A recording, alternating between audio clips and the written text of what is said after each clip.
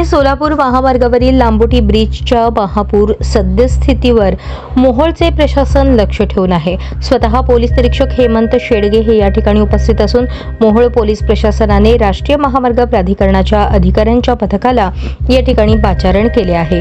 पुलाच्या आडव्या खांबास पाणी लागल्यानंतर त्याचा दाब पर्यायाने संपूर्ण पुलावर येऊन संपूर्ण पुलालाही धोका निर्माण होऊ शकतो।